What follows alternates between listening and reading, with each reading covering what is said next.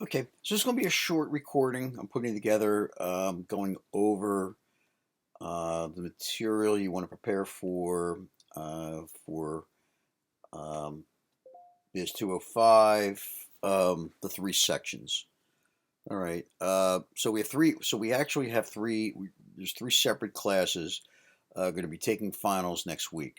All right, and the way LaSalle has set this up is depending upon your class time will determine what time when is the exam scheduled. All right.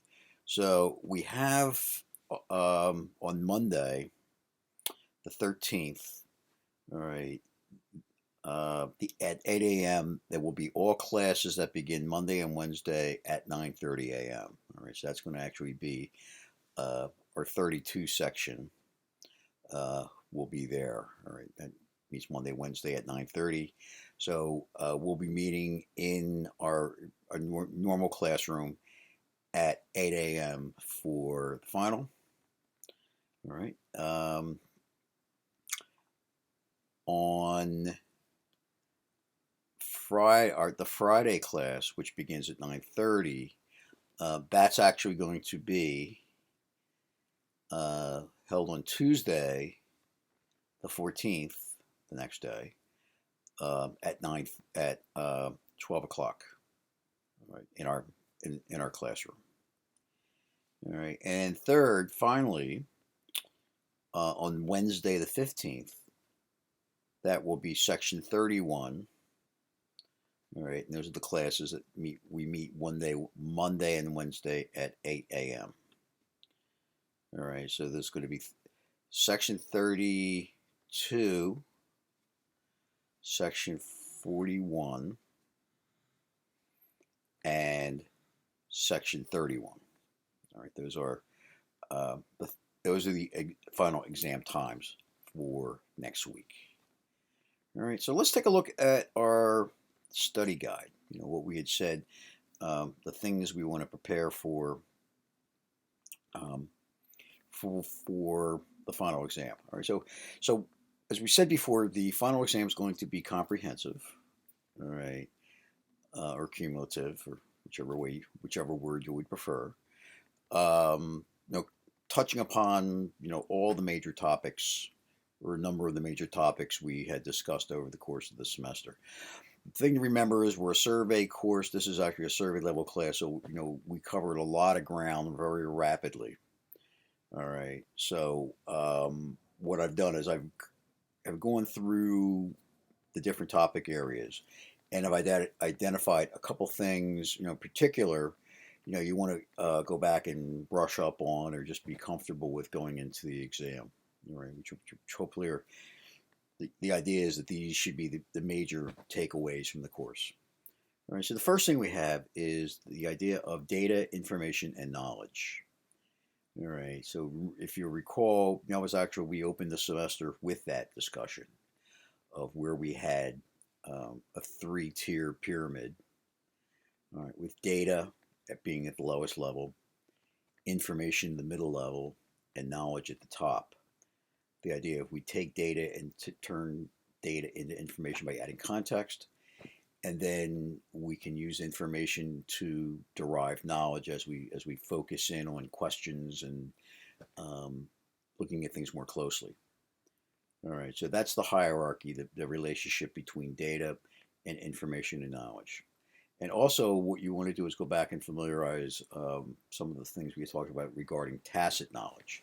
So, tacit knowledge is type of knowledge that is a combination of uh, learning and experience. So, it's basically sort of your traditional learning training combined with expertise or with knowledge, with experience, and development of deep expertise. All right, so this is the one it's more challenging for computers to be able to deal with. This is a clear advantage for people over computers, because that is, and that's really what makes organization one of the key things that make organizations run. This idea of tacit knowledge, combining both understanding of what tasks that have to be completed, as well as experience of different circumstances and how to approach certain things. All right. We talked about the growth of data, over the past couple of years, and the difference between structured and unstructured data. So remember, structured data is really dealing with things like databases, all right, where you'll go through and do an analysis through, the transformation. You'll go through a series of transformation steps, taking things to different normal forms, normalization of data, to be able to put it into a structure which can then be accessed, in a relational database. Versus unstructured data, which is really a large percentage of all of the new data that's being generated is in a unstructured format, and includes like messages and log files and all sorts of stuff. So the value, they're both can be valuable. So it's not a matter of structured is more valuable than unstructured. It's really the approaches we take with it. So obviously, structured data takes a lot of upfront work. Unstructured data requires a lot of capability to process, and basically ultimately all data to be used has to be structured. So the idea of maybe be formally structured versus dynamically structured, so something like that. But anyway, but kind of what the difference between the two, as well as the relative sizes, unstructured data really making up a large portion of what we are looking at in our new data, in our modern data universe. Understand when we talk about strategy, what do we mean by strategy? And what is a strategic system and competitive advantage? So the idea of a competitive advantage, if you remember, is something that an organization strives to do better than anybody else. So there's a couple different things. You see the ability to execute logistics, the ability to interact with customers and anticipate customer needs, the ability to cut costs. So all of these things are, can be seen as competitive advantages. The types of things the organization will use and attempt to leverage when working and competing against other companies. All right, hard to maintain, hard to sustain. Right, so like for example, the traditional example, probably one of the better known examples of a competitive advantage is Coke's formulation of Coke. All right, which has been one of those trade secrets that Coca-Cola has maintained for basically its entire duration. All right, so that's actually been that's been a competitive advantage, but a lot of other competitive advantages change. Things you put them out there, you develop them, establish them, and what happens? New competitors come in, or what we think of as the defensible competitive advantage goes away, or it becomes eroded. The idea of what is a strategic system, the idea of the strategy is really the long-term vision and direction of where the organization goes, and then defining and describing the way we're going to get there. Right. We talk about business process. So a big chunk of what we had talked about was around this idea of business processes. Organizations are in large part, a lot of what we do with information systems are driven by the implementation of end-to-end business processes. All right, business process being, a series of tasks executed in a particular sequence to achieve a specific outcome or an anticipated outcome. All right. And we looked at a couple different examples. The two big ones, which we are we're very much involved with, was the order to cash and procure to pay. All right. So order to cash is the steps we do from creating a sales order, or initiating a sales order in the system, to delivery of product to a customer and the transfer of funds. And then procure to pay is the acquisition of materials from a vendor and paying for them. All right. So those are the two you want to kind of look and be familiar with kind of what are the steps in order to cash, what are the steps in procure to pay. We talked quite a bit about access. I want to go back and take a look at the query when we talked about querying and how we execute a query in Access. So, your opportunity to play database again. So what will happen is you will have, we'll give you a table and a query, ask a question. Well, if you have these two, what's the result we're going to get?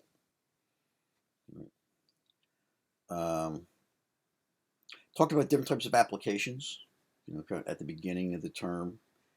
Go back and take a look at, in particular, make sure you take a good look at ERP, the key characteristics of ERP systems. Obviously, a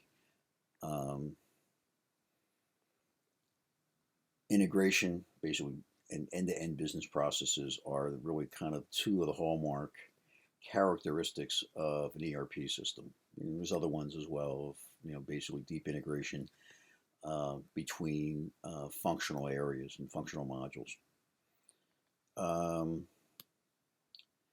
We talked a bit about the implementation, some of the challenges of implementation of ERP systems, and why these things are so hard, so difficult, so challenging to implement. So go back and you want to take a look at, a lot of the stuff is not purely technical. There's going to be some technical issues, the technical applications, so there's going to be technical challenges, but the really difficult ones are trying to implement changes in an organization, trying to change people, trying to retrain people and rebuild an organization, and with the idea of also changing the types of work people do. So what ends up happening is two sides of an organization that may have had very little contact in the past are now actually dependent upon each other to execute, which opens up all sorts of implications and challenges to be dealt with. All right. We talked a bit about analytics, web analytics, what we mean, what is Google Analytics, and what is Google's business models? I mean, Google is a advertising machine. In fact, what it does is combine the ability to crawl and index the internet with the ability, and kind of wire that with the ability to do targeted advertisements. So, and obviously they've done quite well with their work on that. So go back and take a look at some of what we had said about kind of what Google is and what Google does. We talked about Michael Porter and Michael Hammer, the two Michaels. The type of influence they had in the early 90s and trying to set the directions, set the table for this, the implementation of ERP systems. All right, so Porter had he brought forward a theory around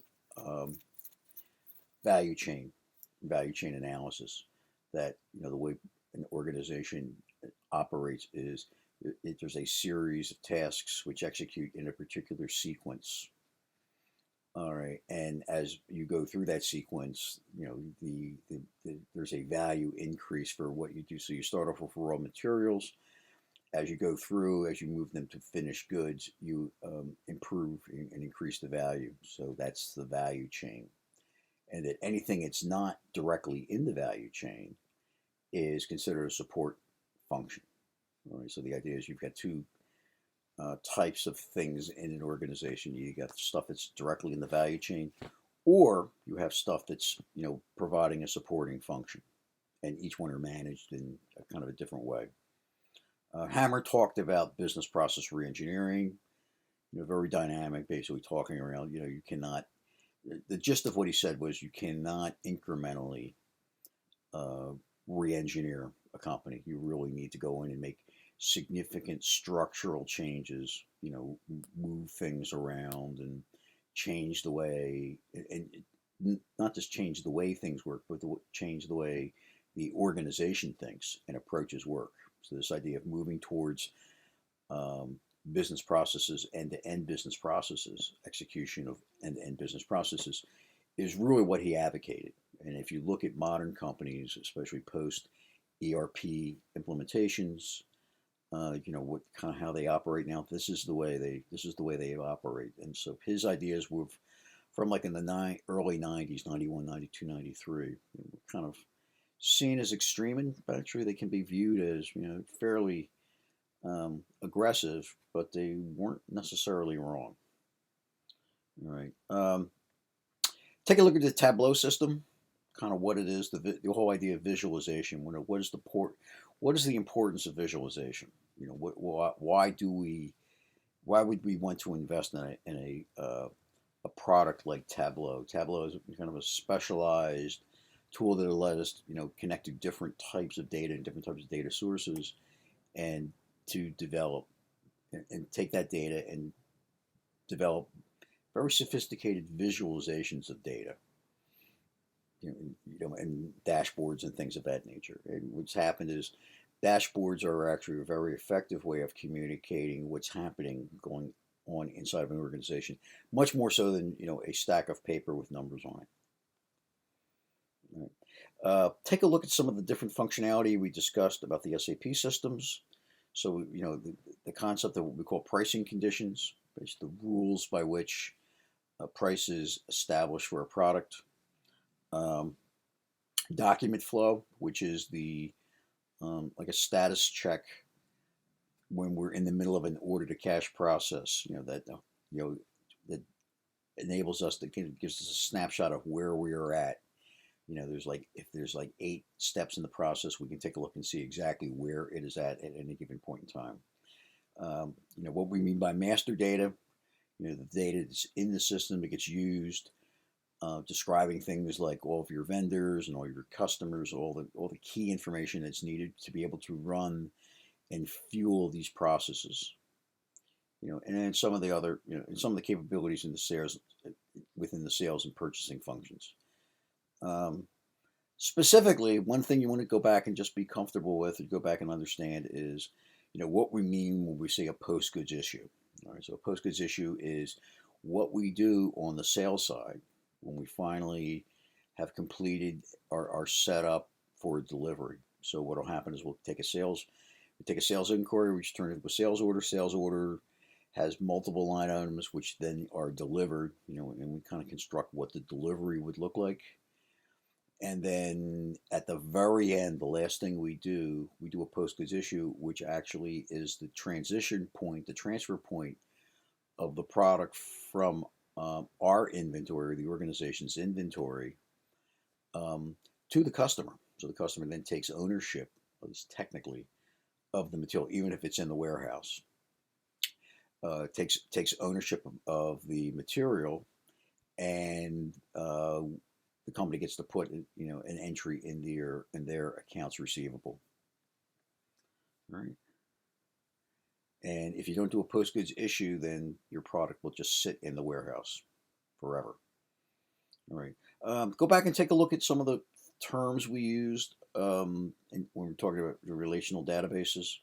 So things like what's a query, what's a join, what are entities, basically, aka tables, and what's a result set. So result set being the outcome from the execution of a query, right? And a join being a connection between two tables together. So if I write a query that joins two tables together and looking for some sort of criteria, the result set is what we get back. Right? It looks like a table, but it's not a table. It's a result set. All right. And then finally, we'll go back and take a look at where we talked about Excel.